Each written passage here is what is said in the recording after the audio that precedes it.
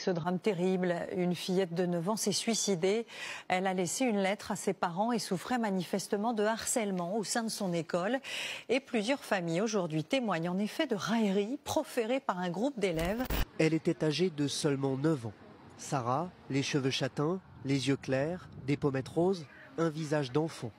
À Sarreguemines, la douleur des parents d'élèves, choqués par le suicide de la jeune fille, semble insurmontable. Que ça soit de la famille ou pas, ça fait mal au cœur. Mais alors quand ça touche à quelqu'un de chez nous, là, bah ça brise le cœur. Ma fille, c'était sa meilleure amie. Oui. Ils étaient tout le temps ensemble, ils s'attendaient là devant, le soir à 4 heures. Sarah s'est ôté la vie hier matin chez elle, où elle vivait avec ses parents et ses 6 autres frères et sœurs. La fillette a laissé une lettre à ses parents pour expliquer son geste. Elle était victime de moqueries répétées sur son physique au sein même de l'école. Une bande de 7 harceleurs sévirait dans l'établissement, nous apprend Luna, l'une de ses plus proches amies. Il lui disait t'es grosse, t'es moche, t'es une conne. Et elle me disait tous les jours qu'elle en avait marre, qu'elle n'en pouvait plus. Et je lui ai dit que ça allait s'arrêter, et ben ça s'est pas arrêté.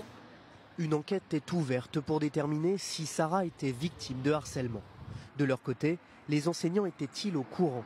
La veille du drame, la mère de Sarah serait venue à l'école pour faire cesser les faits de harcèlement. Certains parents et d'anciens élèves pointent la responsabilité de l'établissement. C'est une gamine qui cherchait de l'aide, mais au final, elle n'a pas été écoutée. On avait la même directrice qu'aujourd'hui. On n'osait pas parler de nos problèmes. Les professeurs nous riaient au nez, la directrice nous riait au nez. C'est un problème d'institution et aussi un problème des parents. Parce que les parents, ils sont censés aussi derrière éduquer les enfants. Une cellule d'écoute sera mise en place dès demain matin au sein de l'école. Et après, vous avez toute une bande de donneurs de leçons de parents qui viennent critiquer les parents qui mettent leurs enfants à l'école en ligne aujourd'hui. On vient vous parler de sociabilisation et de toutes ces conneries. L'école, c'est devenu un endroit de non-lieu, les amis. Moi, je vous le dis, c'est pas la première année, c'est pas le premier cas. Tous les ans, c'est pareil. L'école est devenue un endroit limite dangereux pour les enfants dans ce pays. Il y a des directeurs d'établissements qui prennent aucune responsabilité par peur que leur établissement scolaire ait une mauvaise réputation, parce que la santé des élèves a rien à foutre. De toute façon, les écoles vont dans la lignée de l'éducation nationale, c'est-à-dire que l'éducation des gamins, ça les intéresse pas, et puis le bien-être des mômes, encore moins. Ce sont des institutions pénitentiaires. Que les choses soient claires. L'école est juste un endroit où tu es obligé d'aller, point barre. Les gamins sont abandonnés, les profs sont abandonnés. On a des directeurs d'établissements qui prennent aucune responsabilité sur les cas de harcèlement en permanence. Et ça s'arrêtera jamais. Hein. Ça s'arrêtera jamais.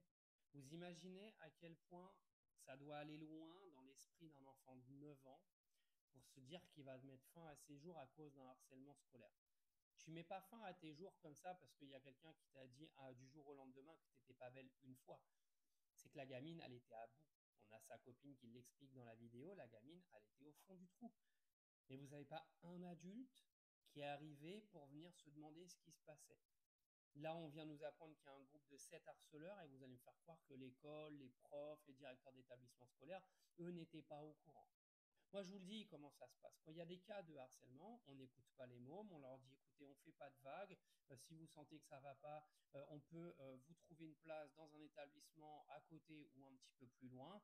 Pourquoi? Parce que la réputation des établissements scolaires aujourd'hui, elle est trop importante.